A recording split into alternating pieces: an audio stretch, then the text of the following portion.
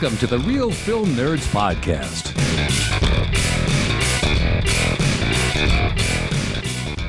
Well, hello, everyone. Did you miss us? We took last week off unintentionally because Mike has family and people that care about him and want to spend time with him over the Christmas holiday, where I don't. So I could have easily recorded a podcast, but Mike could not.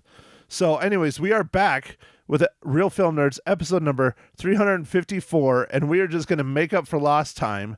We're going to review two movies.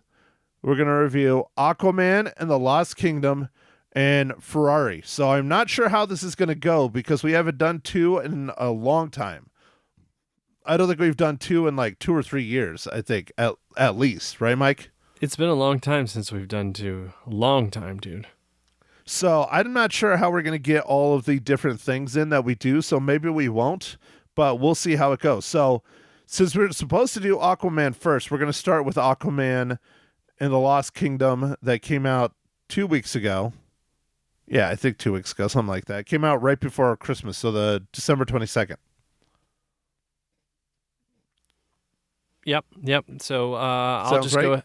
just go ahead and do the rundown, dude. Mike, I want to our listeners want to know, how was your Christmas because you had to take all that time off to spend it with your family and not work? Oh, Christmas was good, dude. The kids made out like bandits. We now have more toys and more things, and we just can't get rid of the stuff fast enough. But yeah, it was good, dude. I ate a lot of food. Lots and lots of food, dude. They ain't got nothing on me, Mike. Ain't got nothing on me.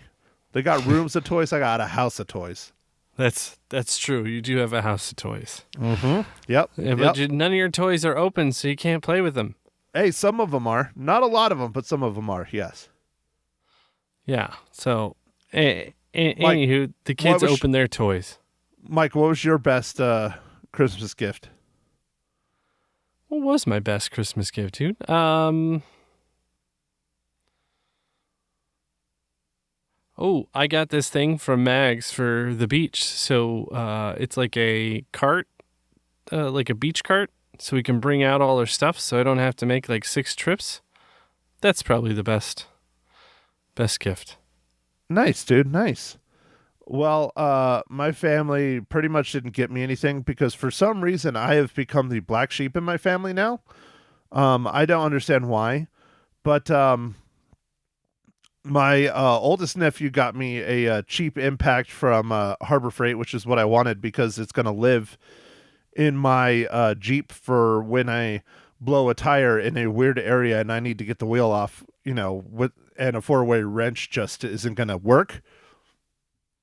So that was probably a good gift. And then the other gift is I spent a lot of money on Mannheim Steamroller tickets for my mom for her Christmas gift. And she came up with my younger sister and myself. And then long story, but my buddy Ron ended up going as well, and I bought him a ticket. She has been wanting to see Mannheim Steamroller in concert her whole life. She's never gotten to. And she cried through like the whole thing because she was so moved by it and loved it so much. So that was my second gift. My mom being super, super, super happy for seeing Mannheim Steamroller. Well, that's cool, dude. It was $400 for 4 tickets, but I got, we were like 10 rows back. So it was like $100 a ticket? It was about $100 a ticket with fees and everything. Yep. Wow. All right. So anyways, all right, Mike, Aquaman 2 and the Lost Kingdom. Aquaman and the Lost Kingdom, a.k.a. Aquaman 2. There, I will speak. Oh, and that's the other thing. I'm sick, so I'm a little gravelly. I'm feeling better, but I still am not 100% great. So if I sound like shit, there you go. Mike, give us the rundown. Ready, set, go. Okay. All right. With that, Aquaman and the Lost Kingdom was directed by James Wan. It was written by David Leslie Johnson McGoldrick, James Wan, and Jason Momoa. This movie is starring Jason Momoa, Patrick Wilson, Yahya Abdul Mateen II, Amber Heard, And this is Black Manta seeks revenge on Aquaman for his father's death. Wielding the Black Triton's power to become the formidable foe to defend Atlantis, Aquaman forges an alliance with his imprisoned brother. They must protect the kingdom. So, Mike, you looked up how to pronounce Yahya Abdul Mateen II, didn't you? No, I just did it real quick without thinking. Oh, okay. I was going to say, because you nailed it. That was pretty wild. That is wild, dude. That is wild. Okay, so I don't think we're going to spend a lot of time on this movie. Jason Momoa is back as Aquaman. This is the officially final film for the DC expanded universe. It's done. It's over. This is it. From here on out, every single movie is based on the new James Gunn universe. So we will see how that goes. But Mike, I thought Aquaman and the Lost Kingdom was not super great. I thought it was fine. I thought it was funny. I actually took the family to see this movie. One thing is interesting about this movie, Matt, is so this movie didn't do that great on the opening weekend and whatever. But at the same time, when I was looking at showtimes and stuff, they didn't have it on a lot of screens. So I think the movie theater industry basically decided that this wasn't going to be good, so they made it not available. I didn't run into that issue in my theaters. There just was nobody in the theaters. Okay. Well, my theaters, it's like, normally a movie like this, there's like, I don't know, 20, 30 showtimes. There was like 7. So, okay, so you thought it was okay, and I thought it was not okay. Yeah, no, I thought it was funny. Like, I liked it. Like, it was what I thought it should be. It wasn't serious. It was great, just ridiculousness. I liked the one-liners, dude. They were awesome. Like, they just kept happening. It was good. I don't understand why they tried to turn Aquaman into a buddy cop kind of comedy with Patrick Wilson. Patrick Wilson is a fantastic actor. So is Jason Momoa. But putting them together and like this buddy cop kind of thing just didn't make a whole lot of sense. Like, I'll be honest, the first 5-10 minutes where they're doing that montage of him being a dad and, he has a job and all this other stuff, like that was like one of the best parts of the movie. But the story of this movie was just bad. It just was not good at all. I just didn't like it. Like it was just not well done. I mean, I wish I would have seen it a lot sooner than 2 weeks ago, but because I could argue my point a little bit more. But honestly, I've kind of blocked it out because it just over and done with for me. Well, I will counter that with, I don't know what you were expecting out of it. I wasn't expecting much, and I liked it. Like, the first Aquaman was great, and I felt like this one was just another continuation. I was interested to see what they would do with Amber Heard's character, and she was in it more than I thought she would be, actually. But I don't know. To me, it was fine, dude. I don't know. The buddy cop thing, whatever. I liked the one character, our scientist guy. What's his name? He's great. Randall Park. He was funny. Also, your MCU tie-in for this movie. See there, now you don't have to do it. No.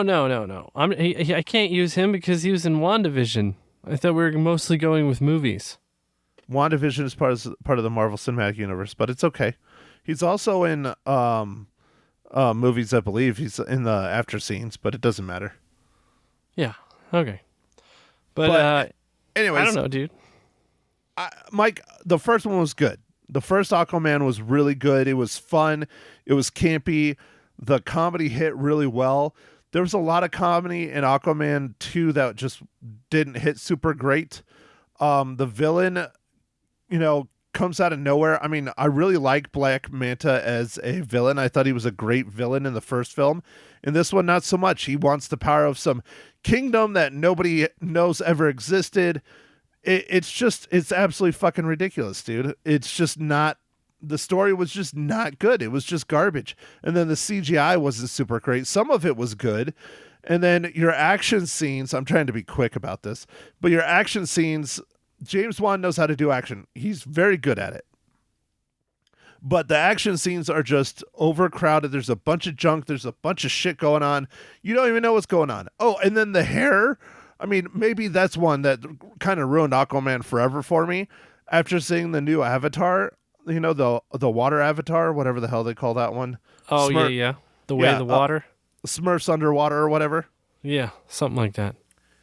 Like the water was so good in that, and everything moved and flowed so good, and their hair in this it makes no fucking sense.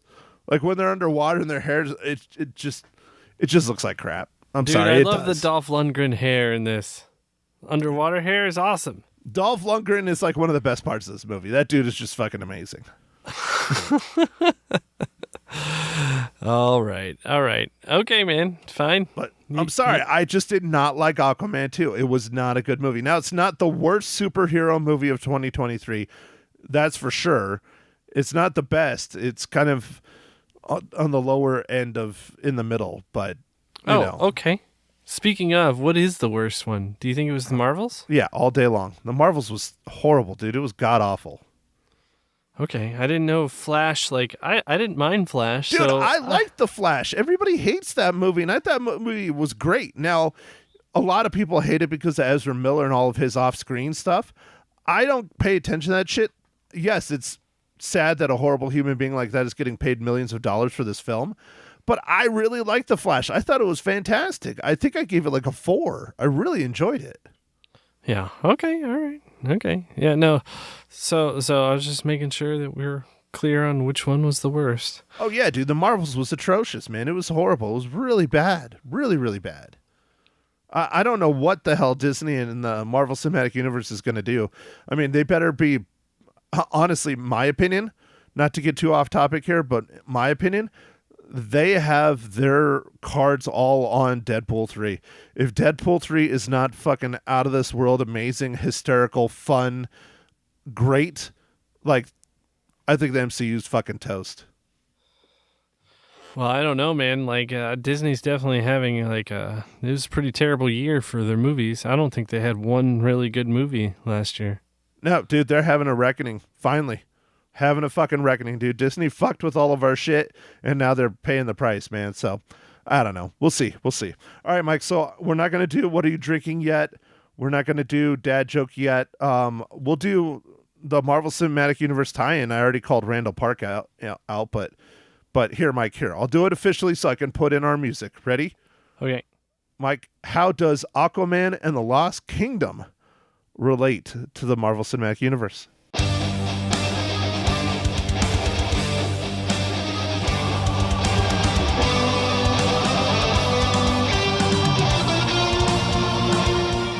Well, Matt, thanks for asking. And obviously, everyone already knows, because you already talked about it, what's Randall Park from WandaVision. I also did find another tie-in with one of the producers of this movie. Let me get his name real quick. Who also worked on some MCU stuff. His name is Enzo Cecchetti. He was a line producer, and he worked on, let's see, which one is it? Avengers: Age of Ultron. See, Mike, you didn't even need my Randall Park throwout, but yeah, he is in, I think, the Scarlet Witch, isn't he?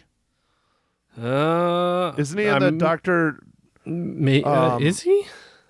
Well, I thought he made an appearance in the Doctor Strange: The Multiverse of Madness, because that's basically like Oh, he's in Ant-Man and yeah, there you go. He's in Ant-Man Quantumanium. and Wasp, yeah, the Quantumanium one. Yeah, Ant-Man Wasp. Oh, let's see, one. Yeah, I think that's the one you were thinking of, dude. Ant-Man and Wasp, Quantumania. Yeah, I thought for sure he was in. Oh, and Ant-Man and Wasp. Yeah. All right.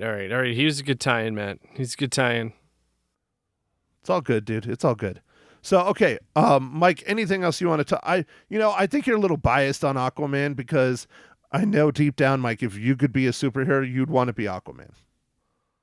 Well, I mean, there might be something true to that, but I also enjoyed Matt. Now, this is probably something that probably was boring to you. Was the dad scenes and like him struggling with that stuff? No, that I addressed that right off the bat. That whole first part of the film where he's talking about being a dad and he's talking about getting a job and he's, it's voice overlay and shit, but that was one of the best parts of the whole fucking film. Like that shit was fun and hilarious and well written, well acted. Like seriously, that was some of the best parts. Was before they start getting into all the fucking bullshit chaos action, honestly. All right. Okay. Well, I enjoyed that sequence and that like it was fun. Well, so Mike, have you ever been peed in the mouth by yourself? Not in the mouth, dude, but yeah, I got peed on like crazy, dude. Like I'm sure that's typical, but I'm just trying to get specific if you pee in your mouth. No, I never got it in the mouth. Yeah. It happens a lot though. Lots of pee. Oh yeah, but not in the mouth. Not in the mouth. Dude, I like that. They also had that scene where Amber Heard's character was like bending the pee back at him. That was funny. Yeah, that was pretty funny. That was pretty good. But I don't know, dude. I don't want to say I had higher hopes for it. The story could have been better. And like the cool ass part where he's riding like a seahorse, like that shit's barely in it, isn't it? Like twice. I thought that shit was pretty cool. I love the octopus who was their partner or whatever. Dude, so funny. Not even a character who could talk. Yeah, the octopus was pretty funny. He was a redeeming quality of this film for sure. But overall, it doesn't have the funness and the mystique and the decent story. Because I mean, the story wasn't even good. It was just garbage. I mean, where did Black Manta get all this army of people to follow him? Like, this fucking movie raises more questions than it answers when it comes to shit. It always happens when you're in Alaska, dude. You just you hook up with all these people. Everything always works out. It's fine. I mean, Mike, have you ever watched the Venture Brothers on Adult Swim? No. So it's like one of my favorite cartoons. Came out several years ago. I think we were in college, and they put out a new season every like 3 years. But the Venture Brothers is specifically, kind of a spoof on these adventure action, cartoons of like the 60s and 70s. And they have a whole thing about henchmen and how, they go to like find more henchmen and they hire more henchmen and they're just random henchmen that die. And that's what this movie really reminded me of, at least Black Manta's. Like, he has this chick that like is mean as shit and has this deep voice for no reason. And where the fuck did she come from? Well, she's just a henchman he got from somewhere, right? Yeah, dude, it's henchmen's are us, dude. Like they're just at the store, right? They're just hanging out at your old your Home Depot for henchmen. Like, if you're gonna be campy as fuck, like, go balls deep on the campiness and just own it. But they didn't. They're trying to. I don't know, dude. I don't want to say I had high hopes for this film. I just wish it was a little bit more fun and a little bit funnier and a little more not so absurd in certain aspects. So anyways, with all that said, Mike, we need to get on to our second film. But how many reels do you give Aquaman and the Lost Kingdom? I'm going to give Aquaman and the Lost Kingdom 3.5 reels because I had a great time watching it. It's like a popcorn flick, man. I wasn't expecting much. Jesus, dude. Jesus. We're way separate on this one. I give it a 2, and that's being fucking generous. Wow, dude. Super generous. Like just totally different. I had a great time watching this movie, dude. I didn't. I thought it was terrible. But I did buy my younger sister an Aquaman for Christmas. Oh, okay. Well, that's cool. Little Jason Momoa. Yeah, dude. She has some Jason Mimosa that, when her husband's not there, she can get him out, put him out on the, nightstand and, or the bathtub or whatever. She could have her own Aquaman adventures in the bathtub. Oh, jeez. Too much, Matt. Too much. It's too far. It's too far. Okay, speaking of going too far. Well, I don't know. I don't know how to transfer into our next film. Mike, our review for what would have been podcast episode number 355, but it's 354 because it's the same podcast. We're talking about the latest film to hit the theaters on Christmas. Ferrari, directed by Michael Mann. Yeah, Michael Mann's latest film. So, Mike, why don't you give us the breakdown for Ferrari? All right, Matt. So, Ferrari was directed by Michael Mann, as you already said, written by Troy Kennedy Martin, and based on the book Enzo Ferrari, The Man, the Cars, the Races, the Machine by Brock Yates. This movie starring Adam Driver, Shailene Woodley, Giuseppe Festin, Alessandro Claremona, Penelope Cruz, and what's going on? All right. Set in the summer of 1957, Enzo Ferrari's auto empire in crisis.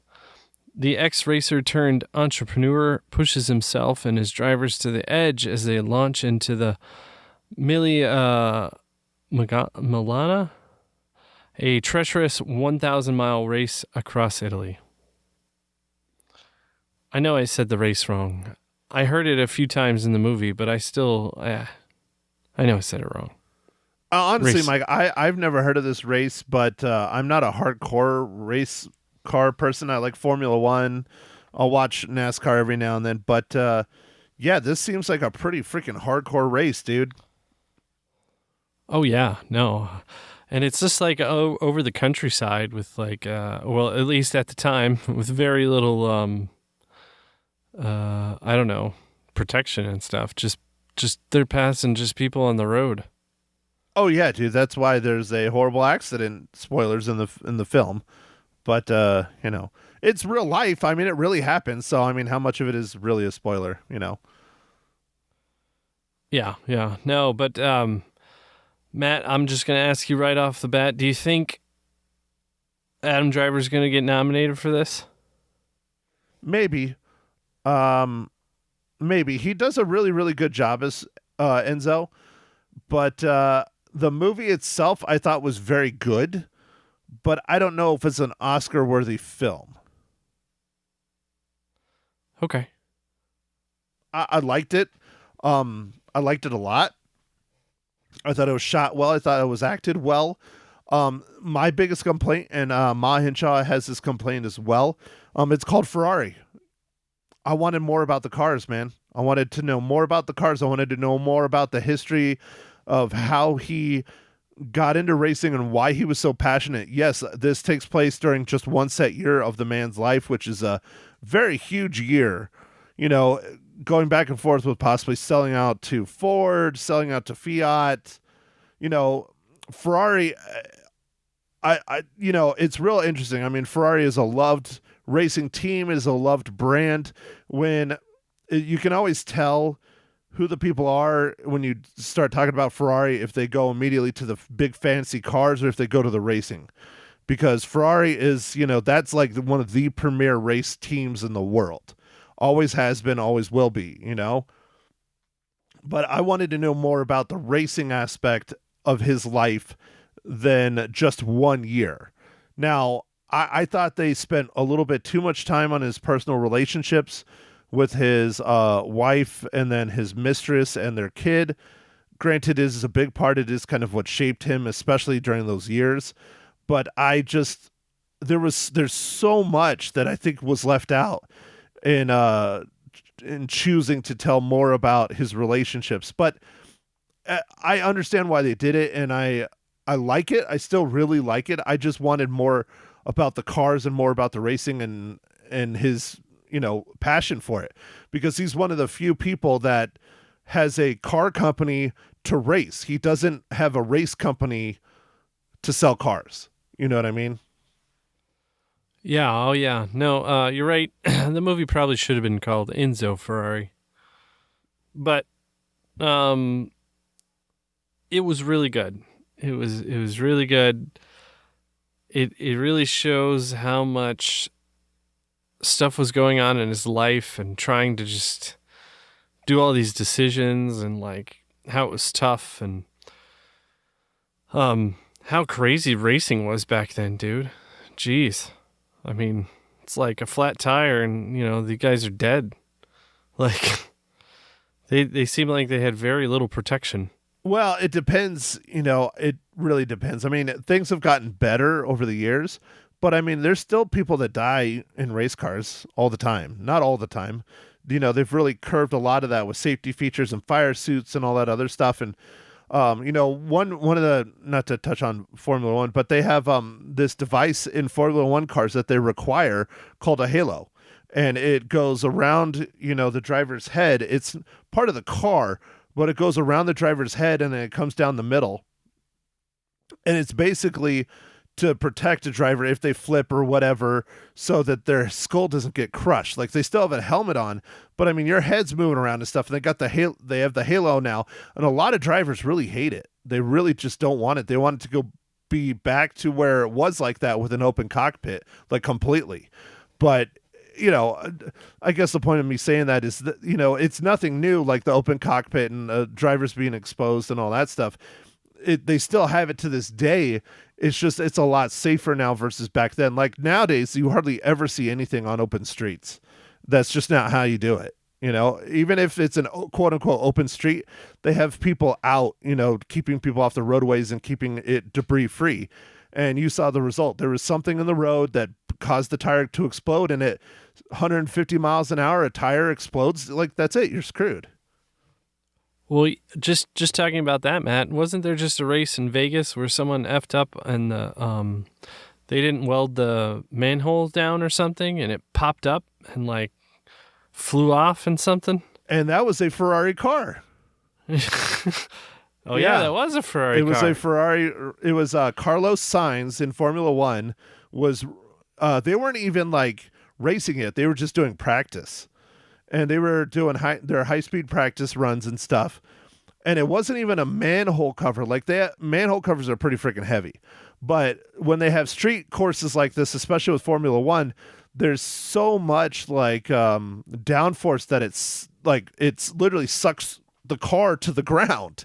Like, that's how much fucking downforce is on these things. And they were hitting speeds of 230 miles an hour going down the strip. And so that road needed to be really cleaned off. And what they normally do is they weld the sewer lids and stuff down so that they can't come up from the downforce. Well, they put some kind of glue instead of welding down actual, not sewer, but they were like water access for like water mains and stuff. So they were a little bit smaller. They were probably like 10 inches across. But Carlos Sainz, who was driving for a Ferrari, went over one of these at 200 and some odd miles an hour, and it sucked up and hit the bottom of the car and then slammed back down. And in that split second that it happened, it did like $2 or $3 million worth of damage to this car. Jeez, dude. And do you know what the FIA is? The governing body for Formula One and a lot of motor racing in the world. What did they say? They basically went, sorry. It's like, you just cost this racing team $3 million by not having your track prepped. And Carlos Sainz, who was probably going to be in the top 5 at least, when he qualified first. No, second. He qualified second, but because of that and they had to change the chassis, he had to he got a 10 position deduction, so he qualified like 11th. Wow. Yeah, it was some bullshit. Anyways, that's enough about Formula One. But it is interesting that it was Ferrari. Yeah, see? Look what I did. Yeah. I don't even know these things. But yeah, it was Carlos Sainz, and then they're thinking it originally happened on another racer, was the first one that had it hit, but it didn't hit like as bad. With Carlos Sainz, it fucked the whole chassis up. They had to basically rebuild the car in like one night. Ooh, Insane, man. dude. Insane. But anyways, Ferrari, I really like this movie. I just, like I said, I wish there was more racing into it. But okay, let me get. I'll just keep fucking talking. Who cares? Yeah, it sounds great, Yeah, right? Go for it, man. So I understand what Michael Mann and Troy Kennedy Martin and Brock Yates were going for in this film. You have Enzo Ferrari, one of the most powerful racing driver, car owner people around the world. Like, just huge. Like, everybody just respects him because of his racing background and how he wants to race. He doesn't give a shit about selling cars. He wants to race. That's all he cares about, right? He is this god of this world of racing. You know, everybody comes to him. You know, they even show it a little bit in the film where, like, everybody looks up to him. Even the dude from the other big Italian car manufacturer, Maserati. Maserati? Yeah, Maserati. They were all, like, looking up to him. And he has this, you know, just godlike presence, this streamlined, like, oh, I'm a badass kind of guy when it comes to racing and his cars and his factory and sitting looking at the engines and all this stuff. And then you flip the script and you go to his personal life, right? He did everything he could to try and learn what was wrong with his son, but his son still died. He did everything he could to try and be in the life of his, you know, other son and his mistress and all this shit, but it was just absolute fucking chaos. No matter what he did, his personal life was always just chaos, at least in this film. And so I think that's what they're trying to show is, like, even though he's like this godlike figure to the public, in reality, it's nothing but chaos. Yeah. Well, maybe more than that. He's just he's a human, and he has to deal with all kinds of crap just like everybody else. I don't know. It humanizes him more instead of bringing him. Because you're right, he is treated like this, just like almost untouchable, crazy guy. And he did a lot of amazing things in the race world, but he also had to deal with all this stuff with his personal life. It's pretty crazy, dude. I did enjoy in the movie that everybody knew that he had a kid with his mistress except for his wife. Everyone. Well, how do you hide that kind of shit? You know, you can't. I mean, and not that his mom had it wrong, but I mean, he was, you know, kind of entitled to having an heir. Yeah, sure. The kid was with his mistress, but he still should have had the name Ferrari. Yeah. And then, man, his mom was harsh. Gosh. Dude, she was vicious, wasn't she? Yeah, she was. And that was pretty interesting how, you know, everyone was under one roof, and then he had a nicer, bigger house, not in town, but out in the countryside, where his mistress and his other family was. Yeah. Some people are lucky, Mike. They get two families. They can't even get one. Yeah, well, you also saw what two families cause. Absolute chaos. Absolute chaos. But no, okay, so let's... Sorry, I am coughing and falling apart. Okay. All right. Let's take a look at another Michael Mann film. I think he directed it. Maybe he just produced it. I don't know. I think he might have just produced it. I don't remember. Hold on, let me look. I'm looking real quick. He was just a producer on it. But Ford versus Ferrari. Oh. Look at the kind of respect that Enzo Ferrari had just in that film. You know, like he wouldn't even like talk directly to like the Ford representatives. He talked like through someone in the same fucking room, you know? And then when they were at the race day, like no one went near him. He had his, you know, I mean, he was seen as like a godlike figure in racing when he was alive. He really was. Yeah. Well, it was definitely an interesting movie. I didn't know what I was really getting into. All I knew is we were going to watch a movie about Enzo Ferrari, and it'd probably be kind of neat. But it was missing a lot of the racing stuff, which would have been cool. I think it would have added more, just because that's what people want. I mean, Ferrari is so synonymous with racing, and so synonymous with fame and fortune and money and rich people. But Michael Mann did a great job. He did. I like this film a lot. It's not my favorite Michael Mann film. Just sitting here looking at stuff, he did some great shit over the years. I mean, Heat, Ali, Collateral, Public Enemies. I mean, he's directed some really, really good films. Black Hat, we can let him slide on that one. Well, the hacking stuff was the most realistic, but it was also the most boring. Yeah, it was not such a great movie. It was just a weird movie, but anyways, Mike, so I guess we're not going to do what are you drinking, cuz I guess it doesn't really matter at this point, right? We're 30 some odd plus minutes in. Sure. We don't need to.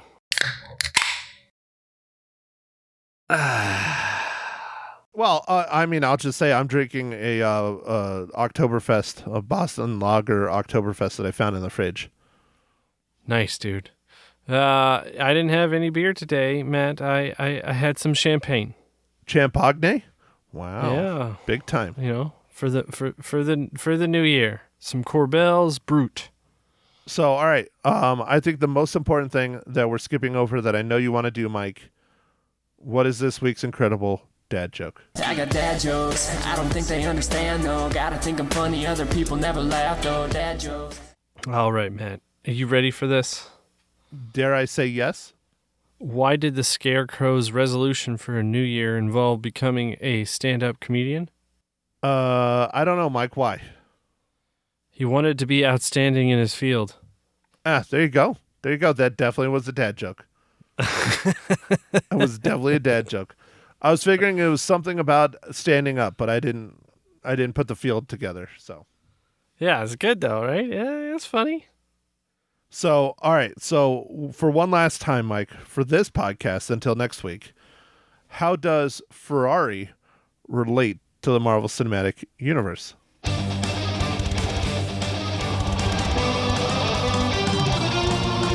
All right, Matt. So Ferrari, it was a little bit tough to figure out somebody on this one, but I was able to find somebody, and it was a Matt. I don't know if you looked at this, but the list of producers on this movie is insane. No, I didn't look. There's like 25 producers or something. Dude, that's a lot of hands in the cookie jar. For sure it is, dude. For sure it is. But they still did a good job. I mean, I don't know. I'm going back and forth on my reels on this one. Maybe I should go up a little bit. I don't know. I really like this movie. I think people should go see it in the theaters. But anyways. Okay.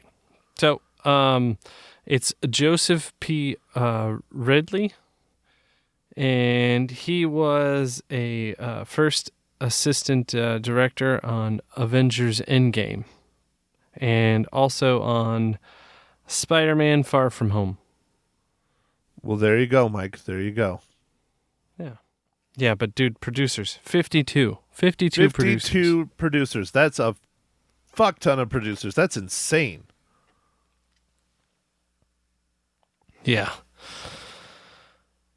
And also, I think the script for this movie was written quite a while ago because one of the writers the writer that's credited has been dead since 2009.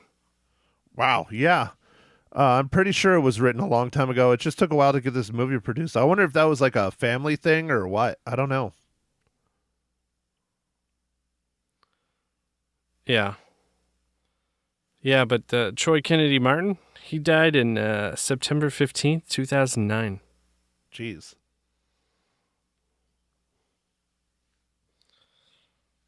So that was a little different. Usually the writers aren't dead. No. Especially like that long ago. Like it was a while back. Yeah, well, clearly this script's been sitting on a shelf waiting to get made. Like 15 years, dude. Yeah, they probably greenlit it. I don't know what the holdup was. That's one thing you're going to have to, look into, Mike. I know you like your trivia. I will, dude. I will look into that.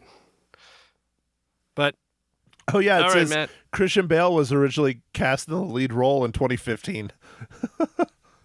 Wow.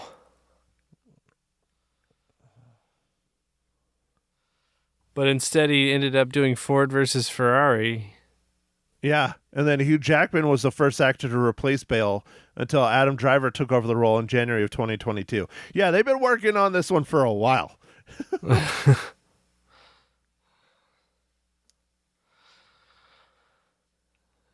Okay.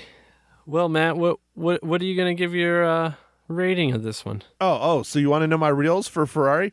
Well, Mike, Yeah. I'm going back and forth. I'm going back and forth because I wanted more race cars. I wanted more just car shit in general. But I do like what they did, so I give it 3.5. Okay, dude. Cool. I think I like this a little better than you. You're right. It is missing car stuff, but I did like the way that it was done, and so I'm gonna give this 4 reels out of 5. Wow, Mike, you're getting soft in your old age. Perhaps, Matt. Perhaps, but Or is it because you have a second family as well and you just really related to Enzo Ferrari? Is that why you're not able to record the podcast, Mike? no, I don't have time for a second family. I don't even think he did. I have no idea how he did all the things that he did that they portrayed in the movie. Like, I think he went to his son's grave every day, and he went to see his second family. It didn't sound like all the time, but often. Quite a bit, yes. And then he had to do races and deal with business side of things and promotions and he had to be the face of the company when what was that one guy was like a prince or something who's coming up to pick up his Ferrari. Like he had to basically hey, here's your new car. Yeah, he had to hobnob that guy a little bit because, that one dude was driving around test driving his car in the rain with the top down. Yeah. God, how beautiful were those cars, though, that they did have in the film? I mean, even the regular cars, like the everyday cars that they had just on the street. God, they were beautiful, man. Car design today just is not at the level that it was back then. Cars now are just they're more function than they are form, Ah, yes. Gotcha. I mean, seriously, Mike, do you think your little Hyundai is going to be a collector's car in 20 years? Oh, no, absolutely not. I mean, I'll be lucky if the engine doesn't catch on fire. But yeah, dude, even a 1990s, Camaro and pickup truck and, Pontiac Trans Am and shit, people are buying those and restoring them today. Even those have better form than they do today. I don't know. I'm not going to get off too much of a tangent because, this podcast is already too long. Mike needs to go to bed because he has to get up and go see his second family tomorrow. So. Well, all right, man. On that note, should I tell him about what we're going to watch this coming week? Dude, exactly what I was going to ask you. Since you picked it, Mike, why don't you give us your notes, a quick little why we're watching or what we're watching next week. It is a streaming movie on the old Netflix. It's from, I know, probably your favorite director. Am I wrong in stating that, or is that a bold statement? I think that's a bold statement. He is one of the highly favored directors. I don't know if I have a favorite director per dude, se. I know your fucking favorite director is Spielberg all day. Well, maybe. I don't know. Mike, he did Jaws. Anyway. Mike, he did Jaws. Yeah, he did do Jaws. And that was one of his first movies. See? Really, I don't know, big time movie. Anyway. But Mike, doesn't matter. I concur. This guy that you're about to release his name is one of my favorite directors too, but I think he's probably in your top 5 at least, right? Oh, yeah. All right. So, all right, go ahead. I'll stop interrupting. David Fincher, the man who brought us Fight Club and the The Game and The Girl with the Dragon Tattoo, although I didn't like that as much. But Zodiac. Zodiac Seven. and Seven. Social Seven. Network. Yeah, The Social Network. That was really good. Really good. It was. He's bringing us, he brought a movie to Netflix called The Killer. And so I'm interested in seeing it. I haven't had a chance to watch it. And he's just a great director. He's got all kinds of stuff that he's directed that is just awesome. Gone Girl, another fantastic film. Oh, yeah, Gone Girl was really good. I actually read the book afterwards, and I was like, damn, they nailed it. Was the book better? Well, the book's a little bit better. But, I mean, every book's going to be a little bit better because they don't have a screen time, right? Like Correct, yeah. They can do a little bit more with characters and stuff, and so, but overall, man, he killed it. Well, all right. Who, Michael Fassbender, Magneto is the star. So I'm looking forward to this one. I have not seen this one yet. I did watch another big Netflix film that came out the past couple weeks, the Julia Roberts film. Have you watched that yet, Mike? No, I haven't seen that. What's it called again? Oh, geez. Of course, now I forget the name of it. Okay. I'm just trying to think. Hold on. I'm going to pull it up here real quick because I think it's still in the top 10. Hold on.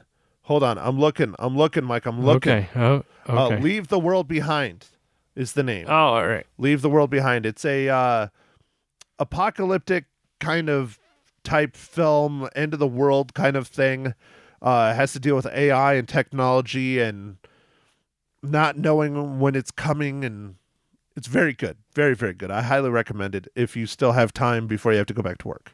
All right. Very cool. Well, I guess with that, I hope everyone had great holidays and Happy New Year. We're back, and make sure to follow us on the socials. Instagram, X, formerly known as Twitter, and the Facebooks. All right. Thanks for listening, everybody. Catch you on the next pod. Thank you for listening to The Real Film Nerds. Now don't forget to follow us on Facebook, Twitter, and Instagram at Real Film Nerds. Now go out and catch a movie.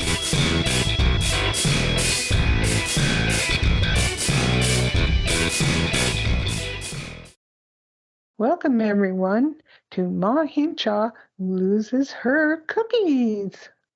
Hi, Nat. How are you doing this fine Christmas day? Are you going to tell your lovely listener, Eric, what movie you're talking about and what episode this is?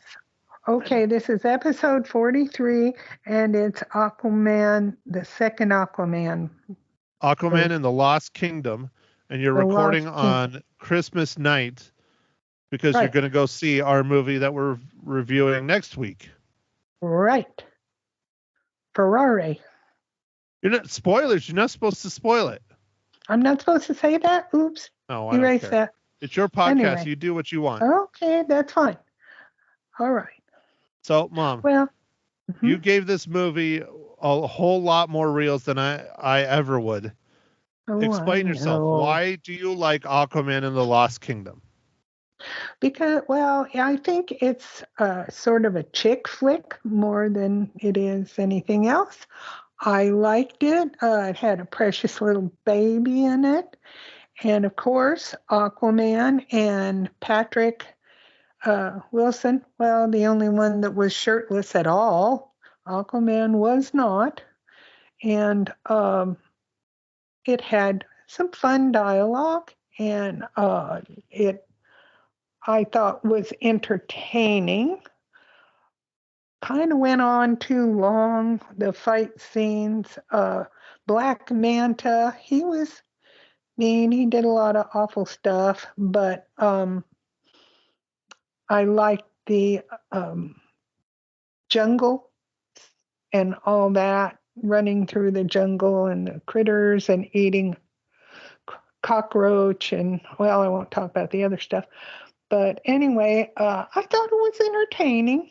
How do you No, call this a chick flick? There's no romance. There's no nothing. Aquaman has a child. Is he in love with his brother? no, How well, did you no. call this a chick flick? It's an action movie. There's blood, guts, gore, fighting. Actually, Oh there's no yeah, gore there or is. blood at all. But there's No, there's action not. Mm-hmm. Well, and that's fighting true. It is action, a lot of fighting, a lot of and fighting. murdering. Yeah, But you called it a murdering. chick flick. Why did you call it a chick flick? What is wrong with you? Maybe it's because it's Jason Mimosa. I don't know. And We Jason all think Mimosa has he's been so in so cute. many chick flicks. I don't think he's ever done one. No, he's never done one, I don't think. But anyways, well, I liked it. It was That's great, but fine. how is it a chick flick? Well, okay, it's not a chick flick then. We kept hoping and waiting for him to take off his scales and his wetsuit, but it didn't happen. Oh well, you know. And Nicole Kidman was in it, and Dolph Lundgren. Yeah, it was good, but I think it was like more for maybe kids or people who've read the comics or something. But it was entertaining, and I liked it. Not overwhelmingly, but it was okay. That's what I think. Okay. Honestly, I don't think he has done one chick flick. I mean, Mom, I'm looking at his breakdown here. I mean, would you call Baywatch a chick flick? Mm, no, He was in not really. Baywatch. Was he? Oh my gosh. I He was have in to go back Stargate and get Atlantis. this. That's all TV, though. I don't know But that. Game of Thrones, Bullet to the Oh Head. yeah. Yeah, that's probably a chick flick right there, right? No, no, no, no, it's not. Mm-mm. Batman versus Superman. Once Upon a Time in Venice. Maybe that's a chick flick. I don't know. His name is Spider in it, so I don't think it is. I don't think it is. Really? No. Frontier. Yeah, Mom. His first chick flick, Aquaman 2. Well, I don't know. Maybe it's just because us chicks were waiting for him to, take off his shirt and get in the water or something, but it didn't happen. Oh, I mean, Were he you, got in the water. Mom, were you snorting a little bit of that Arizona snow? No, I wasn't. No, I wasn't. You're sure? I'm positive. I did eat too much. What was your favorite gift that you got for Christmas? Oh, goodness. Maybe my Bluetooth you gave me? Well, we'll see how that works out. This is only the start. Yeah, I think it's pretty good. But yes, it was a disappointment from the female side that he didn't, at least share some six-pack abs with us. But other than that, it was good. Well, what if he didn't have six-pack abs, and that's why he stayed in costume the whole time? So you'd have the illusion of his six-pack abs from the costume. Maybe his abs have collapsed. I don't know. Well, That could be. he's like a year or two older than me. Oh well, goodness, they could have collapsed. I mean, look at me. The prime of my Mhm. life was about 25, 30 years ago. Oh golly, no. You're I mean, I still was just fine. physically, emotionally, mentally, and financially just No. collapsed. No, you're fine, really. Some things may have sunk a little, but not terribly bad. No. Mm-mm. But and he had some very funny lines and stuff. He has a good laugh. We like that. And a relationship with his brother, which was weird, back and forth, back and forth. Well, that's And the thing, Mom. This movie, they tried to do a buddy cop film with Patrick Wilson and Jason Mimosa, and it just didn't work because it's Aquaman. And the comedy was there a little bit, but it wasn't great. No, I just not don't real. understand why It they wasn't. tried to turn Aquaman into a buddy film. This movie was just a disaster. I mean, you guys probably have heard my rating by now if we got the podcast recorded, because we're recording Ma Hinshaw first this week. So hopefully Mike and I got to it. But my rating is about Well, half of what yours is. This movie just was not very good. It was just not very good at all. And so I want you to defend it and tell me why it's so good in your eyes. I mean, Mom, you even pointed out he doesn't even take off his clothes. No, no, that's true. He doesn't. And from that standpoint, it wasn't that good. That's very true. And there was a lot of fighting with Black Manta, and it was okay. It wasn't real, exciting. But, well, I don't know. I liked it. I thought probably, kids would like it, and ones who read the comics, but I don't think this was from the comics. This was written, wasn't it? Well, Mom, the whole, characters and everything are from the comic books. That's where Aquaman comes from. Yeah, right. This story, I don't think so, but I don't know. I don't really read Aquaman. I mean, honestly, in the comic book world, Aquaman is a fucking joke to most people. Oh, dear. His superpower is that he talks to fish. That's it. Well, and he did talk to a fish who was Martin Short's voice. I knew that. But other than that, I don't know. But again, please tell me why this movie is so good to you. I didn't say it was that great. I just said did. It was... Okay. Tell our listeners how many cookies you give Aquaman. 3.5. Okay, 3.5. That is a Isn't that B average? minus. That is a C plus B minus. Right. That's a good film. Well, it's okay, and it's good for young people. I think they would enjoy it. There wasn't anything. But Mom, you're not a young person. You're an 81-year-old biddy. Tell me why you liked it or why you didn't.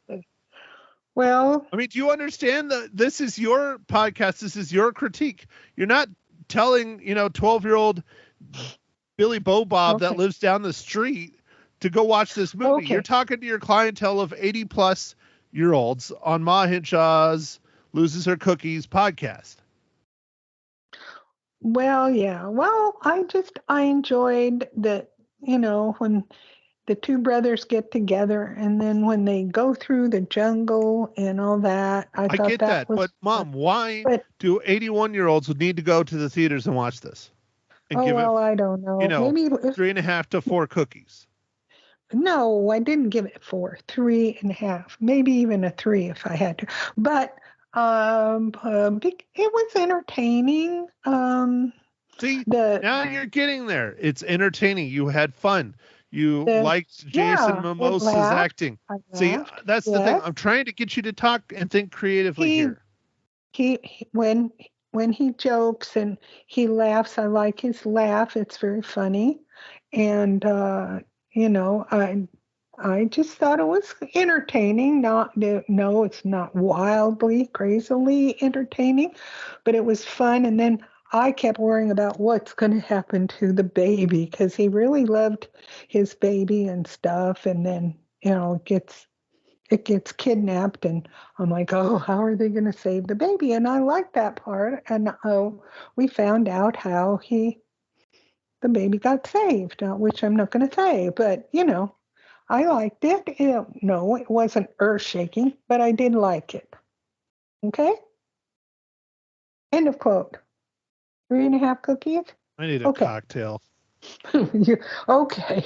Well, I think I had better go. Well, why don't you tell the listeners, since you already ruined it? Oh, I did? Oh. What you're going to watch next week, Mother, or you're going to go watch it tonight? We're going to watch Ferrari tonight. But Starring who? I don't know. Written by who? Directed by who? I don't know. Who? You just don't care. You just want to go to the movies. I just want to go to the movies. That's right. It's Christmas night. Maybe it'll be empty. Yay. Whatever. Okay. All right. Well, are you done? Are you done with your pod? I doubt it's going to be empty, but maybe. I don't know. It just came out today. I'll let you know. Okay. Are you done? Yes. You're sure? Yes. 100%. 100%. Go see this movie in the theaters. Oh, yeah. It's very pretty. Oh, I loved it. And the killer butterflies and all that. It was cool. Go see it in the movie. I will touch on this in my podcast, hopefully, if I remember. But I'm actually quite disappointed in how pretty it is. Avatar Oh. is way better. Well, yeah, it is, but Well, Mom, it's hard to look at a movie like this and then look at Avatar where the water really does look like water, even though it wasn't there. right, yeah, And right. they're like, for some weird reason, everyone, when they're underwater, their hair just flows and floats and floats. And I don't Right, it get that. does. But I don't need. anyways, Okay. you need to go because you got to go watch the movie, and Frankie Lala is going to get pissy. And how dare he not get his popcorn and his giant soda and his tub of candy? Soda. So Yes, you got to go. But I gotta go. thank you, everyone, for listening to another rousing episode of Ma Hinshaw Loses Her Cookies. Tune in next week when we chat about Ferrari, which I will go and see later in the week without Ma Hinshaw. For episode number 44, I think, next week. So hopefully my podcast gets done. If not, it'll just be Ma Hinshaw this week. So we'll see. We'll keep you posted. Thanks again, everyone, for listening, and we will chat with you next week. Bye. Welcome, everyone, to Ma Hinshaw Loses Her Pumpkin Spice Cookies, episode number 44. Ferrari. Ooh. Why do you have pumpkin spice cookies in the month of January? That doesn't make any sense. Pumpkin spice is good any time, and they're still selling pumpkin spice latte at Starbucks, so there. Well, it's because they like money. Well, and Dave brought me one, and I'm drinking it, so yum.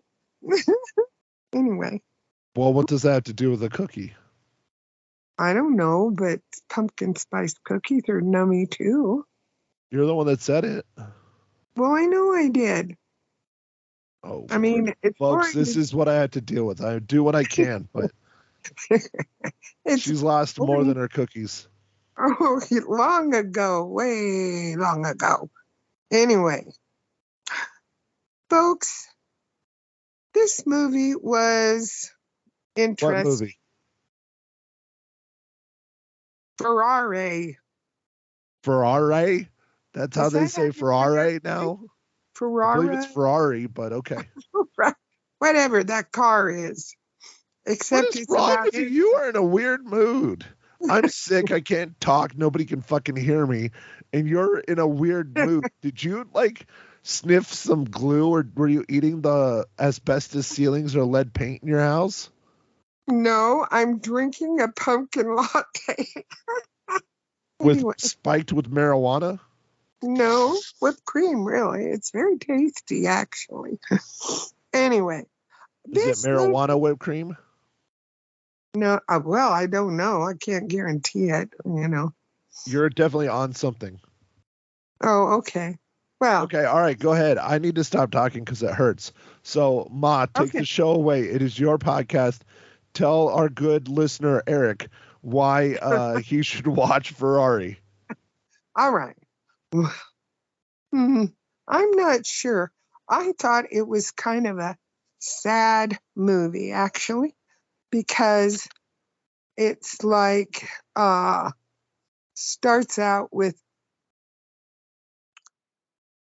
his relationship with his wife, and she gets mad at him, and, she shoots a gun at him, but she misses, which is a good thing. And she finds out that he's had a mistress for 10 years. And it was longer than that. Was it longer? Oh my goodness. Yeah. Wow. But I don't know if you would call it a mistress. He stayed with her because he knocked her up when he was just cheating on her. Well, that's true, but she said... Did you fall asleep during this movie too? No. And anyway, she said he cheated on her with a lot of people, but she didn't know that he got anybody pregnant, but he did. This gal, from what Google said, she was a sergeant in the Air Force or something at one time. Anyway. And you trust the Googles? No. I don't know. But anyway. Yeah, well, she was blonde and pretty, but why in the world? When he fooled around with her, he was pretty freaking old, I think. But anyway, Well, Mom, they hooked up during the war, which would have been 42. This movie takes place in 57. okay, well, never mind on that then. Yeah, and he married his wife in 23, long time ago. Anyway, and he actually stayed married, on paper, whatever, until she died in 19, I think it was, You act like you know these things. You don't know these things. I Googled it. That's not What you else? knowing these things. Well, am I supposed to pass a class in Well, it or Mom, something? if people want to know when they got married and when they got divorced, or if they ever got divorced, or when she They can. died, they could look it up themselves. Why do you think they're listening to a podcast about Because they're not. your opinion on the movie Ferrari? Okay. Well, anywho, Do you think people want to hear what you think of the movie, not how old they were when they were married or divorced, or banging it out, or creating another child, or I don't know, whatever other things they did in their lives? well, that's a lot of what the movie's about. It's what they did in their lives. I was surprised it didn't show more about him working on cars, coming up with ideas, blah, blah, blah, like that. It So was just a to lot. let you know, the movie takes place over literally 1 year of his life. It takes That's place all? over the year of 1957. That is all. Oh, that's all. Okay. Well, okay then. Okay. Well, I know you couldn't read the intro and the outro and all that stuff. Hell no. Pardon me. Heck no. I'm a How good dare lady. you swear on this podcast? I'm a good You wash your dirty fucking mouth out. Yeah, well. All right. Anyway. Okay, so But let's just start all over. Mom, no, I don't want to start over. Ferrari. Oh, yes. Tell us about the movie, why you liked it or why you didn't like it, what your favorite parts were, what your least favorite parts were, and if people should go see it in the theaters. That's all you got to do for your podcast. Ready, set, go. Okay. Well, I felt it was very sad because of his wife dealing with his extramarital affairs for years and years and all that stuff. And the fact that she monetarily was, I guess, controlled the money or something. And then she just. Okay, so even though I can't talk, I will explain all this out to all of you that speak English. So, Okay.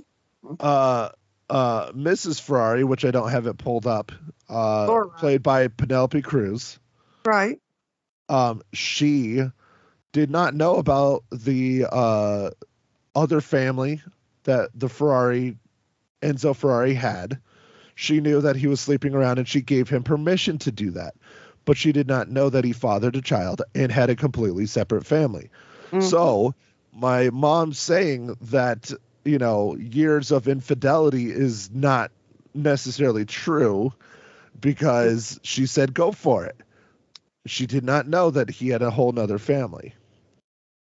Okay. That's where she didn't That know. the whole city knew, the whole town knew, but she did not know. Okay. Okay.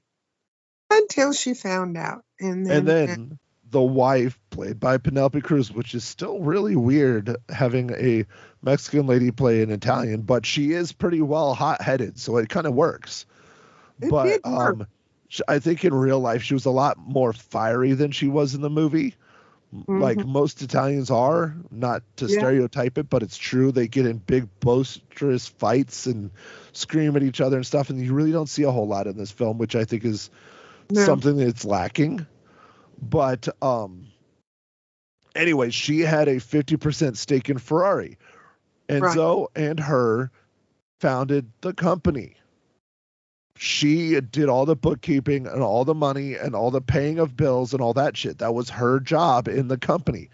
Enzo was to design, build cars, sell cars, and manage the race team. She did her job. He did his job.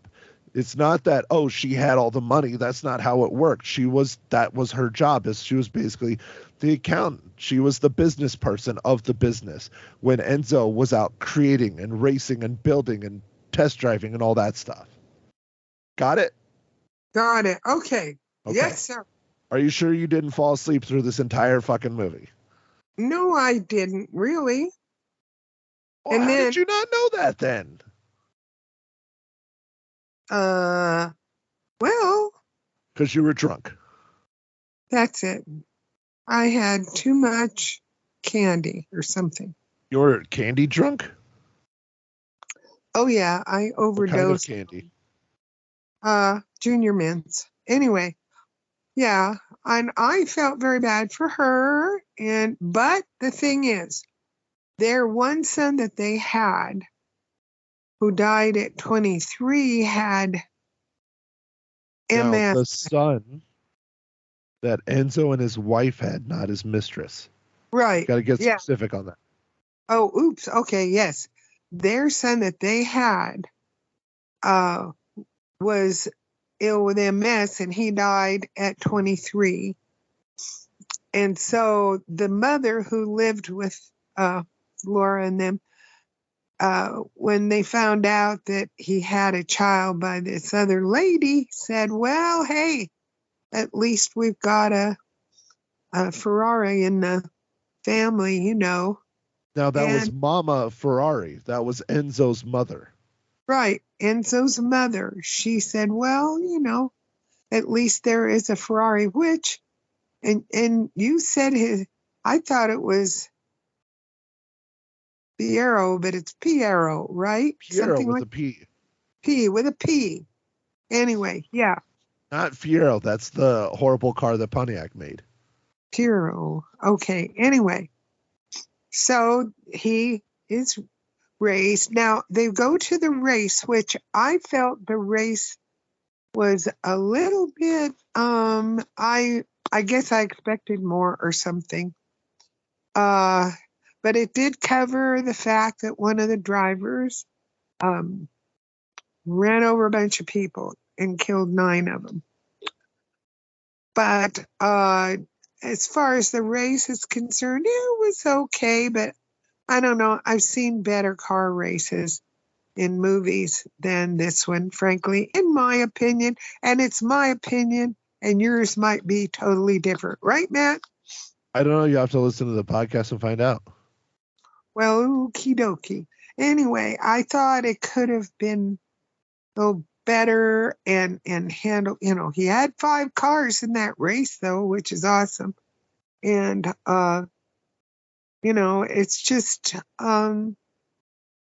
it's interesting. It's a good movie, but I would wait till it comes out on anything, television, Paramount, on whatever. anything? What? On a streaming service? Yes. I really would, because I really expected more of the race itself. And it was kind of like, it's gorgeous country there and they go through the streets, but it just didn't cover it real terribly well. It covered them wiping out those people, but I don't know. And that's my view. Okay. And what's your view? Or no, you can't because you've already done your opinion. Oh, I can do whatever I want, Ma, even though this is your podcast. So you're asking. I don't want to sit here. You go ahead and do it, dude. I don't want to take over your podcast. Plus, I can't talk. Listen to me.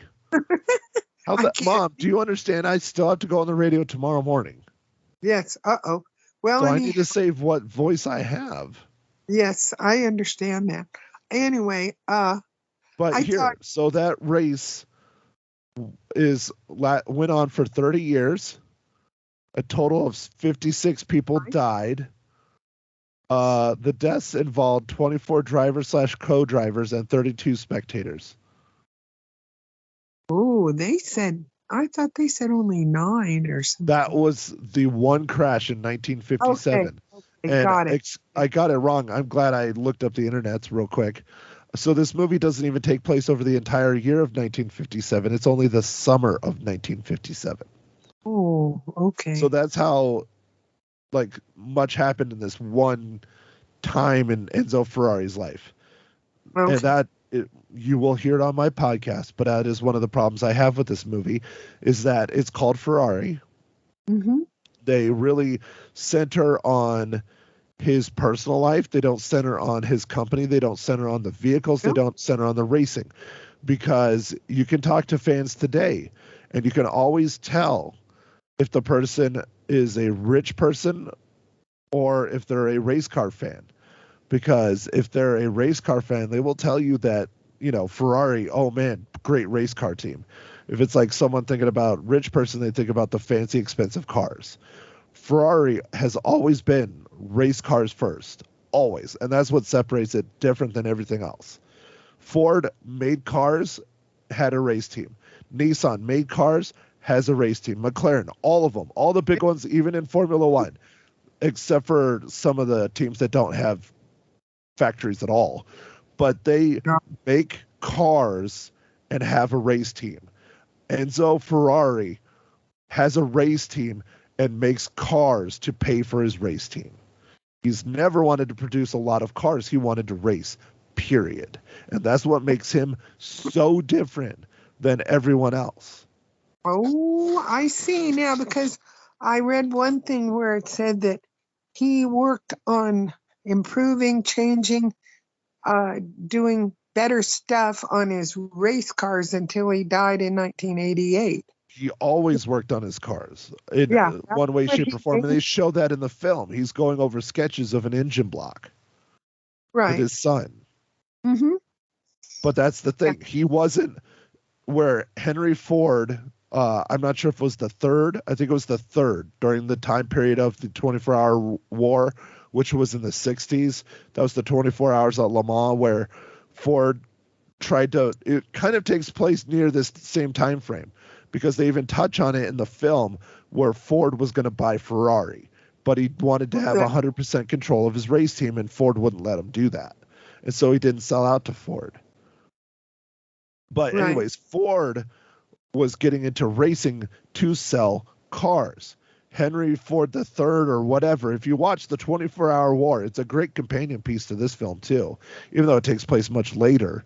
The start of this film, the start of the Ford versus Ferrari film that came out a few years back, crazy, starred Christian Bale. Christian Bale originally was cast to play Enzo Ferrari in this, but this film started production in 2015.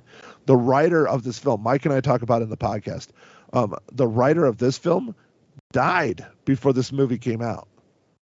Oh my gosh. That's how long this freaking movie has been in production. Really? They've changed lead actors 3 times. Oh, really? Gosh. Yeah, who was it? Christian Bale was cast on the lead role in late 2015, prompting a reunion with director Michael Mann after Public Enemies, because Christian Bale was the lead in Public Enemies. But he dropped out because he didn't have enough time to gain the necessary weight for the role, because Enzo was not a twig. He wasn't super fat, but he wasn't a twig. He was a heavier dude. And so he dropped out. Well, they hired Hugh Jackman to replace Bale, but then Adam Driver took over in the role in January of 2022. So they shot this movie has been in production hell for years. Oh my gosh. Years, and they finally got it made. And we talk about it. I think it would have been better if they would have put it out back in 2015, 2016, 2017, because that's clearly where the script came from, and a lot of it. But I thought it was good, but I liked the one, the other, you mentioned it, the Ford versus Ferrari. Yeah, that one I thought was better. But this one was different because it was more covering his life and not all. But it wasn't his life, though. It was just one part of his life, and that's the problem Right. I have. I started alluding to it. If you're going to call it Ferrari, make it about either the race team or make it about Enzo Ferrari from life to death. Like about Right. how he rose to prominence and how he just killed it during Formula One in the 80s and stuff. He couldn't lose, you know? Wow. Do that kind No, of they- stuff. I they mean, did. it's good. I like this movie. I don't think it's an Oscar contender. No. Mike does. I don't think it is. No.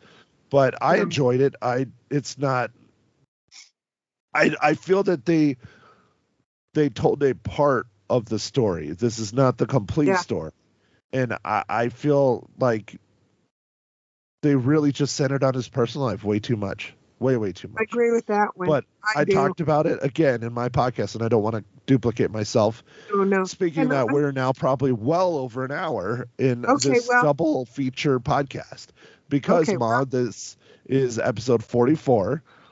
You did episode 43 literally just before this because we recorded it last week.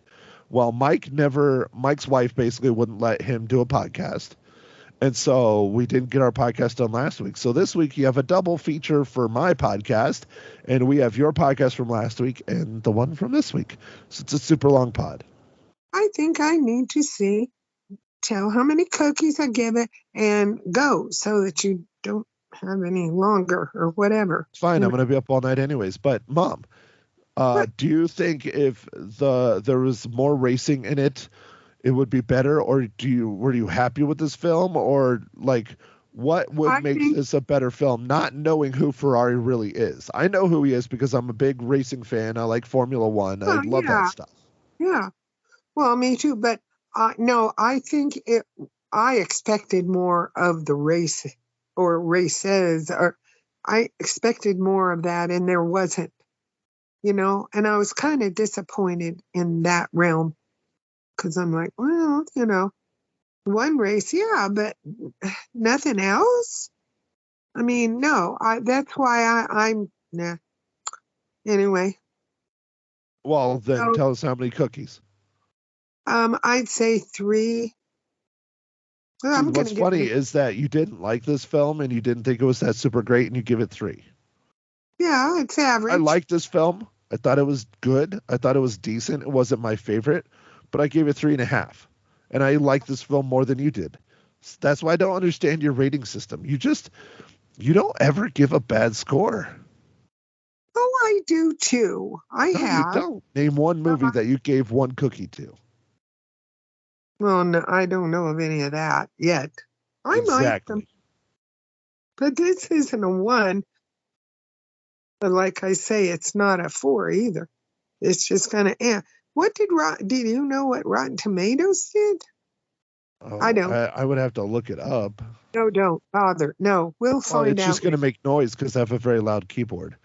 But I mean, on IMDb, they rate it a 6.8 out of 10. So that's about a 3 on your scale because that's a 70%. So that's about where you're at. A 3 is a 70, give or take. Yeah.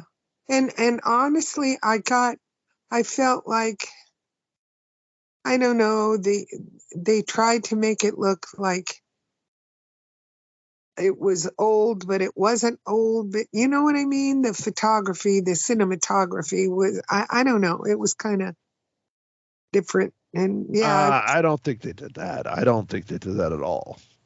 Oh, okay. They might have used film, but I don't think it looked old at all. I think it looked like a modern day film. They just didn't have any. If they had CGI in it, there wasn't much. No, not much at all. Really, not much at all. I don't think. Well, anyway, one thing I found out, I didn't know this until fairly recently, but Oppenheimer didn't have any CGI in it. No. That whole film was all practical effects, including the explosion. Including the explosion, my golly. Wow, no CGI. I'm shocked. Isn't that sad that that's the world we're in? That's where I heard about it. I was watching a video about it and how it's sad that nowadays you have to tell everyone when you don't use CGI. That's how much it's used. Yeah, this didn't look like they used CGI, really. I'm sure they probably... They might have done for some of the backgrounds and stuff, just because Yeah. I'm sure, like, especially some of these country scenes and stuff, like, there's probably houses all over the place now. So Oh, I'm sure they probably had to adjust backgrounds and things. But you could tell the cars they're real cars. They're practical. They're driving those cars. Oh, yeah. Oh, yeah. And they're beautiful cars. Absolutely. Yes, they are. So, okay, Mom, next week, what are we talking about? We're talking about the movie Kill on Netflix. Kill? Isn't it? You mean The Killer? The Killer? Oh, The Killer. Okay. Yeah. Woo. Okay. It is Well, a comic book based movie on a French comic book. Oh, très bien. Whoops. Oh Lord. Mike picked it. There's not a whole lot coming out in the theaters that I want to see or he wants to see. Mhm. We might do a double feature. I don't know. I was trying to kind of talk him into it because there's another really good movie that I watched on Netflix that came out over the Christmas break. But I don't think Mike would do it because it's Mike. I know you have plenty of time to watch 2 movies, so. Oh, I do. Yes. But yeah, The Killers is directed by David Fincher, which is one of Mike's favorite directors and mine too. He did things like Fight Club and Seven, and he did Really? films like that. And this is his latest film, and it kind of snuck in under the radar. It came out in the early part of December, and no one really has been paying attention to it, which is interesting. But it's David Fincher. I'm sure it's pretty awesome. So we'll see how it is. Good. I will see how it is, and I will watch it. Okay. So, As much okay. as I can see. Well, Ma Hinshaw, do you have anything else you would like to add to Ma Nope. Hinshaw Loses Her Cookies episode number 44? I've lost enough cookies. Okay. Well, I've lost my voice and your cookies at the same time. Yeah. Well, so I'm good, and thank you everyone for listening or putting up with me. There Hey, you go. I'm supposed to do that part. Oh, okay. You do that. Well, all right. Thank you, everyone, for listening to another riveting episode. Or shall I just say, thank you, Eric, for listening to another episode of Ma Hinshaw Loses Her Cookies, number 44, Ferrari.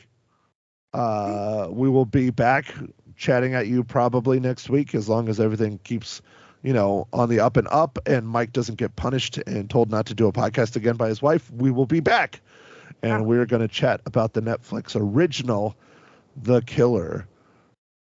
No, Directed is by- it killer or killers with an S? I think it's Killer Okay. by Thank you. David Fincher. I think it's Killer. I don't think it's Killers, because I think it's only about one person. Oh, okay. Thank you. Oh, Bye. hell. We'll get it figured out. Jesus. Okay. Anyways, thanks again, everyone. Follow Ma Hinshaw at GramSV on the Twitters, or X, formerly known as Twitter. She doesn't tweet, but she's on there. And then if you ever want, you can always give her a phone call. Just let me know. I'll give you her phone number. She'd love to talk to you, Eric. So anyways, all right. Thanks, everyone. And have a good rest of your day, morning, evening, night, noon, whatever. Bye.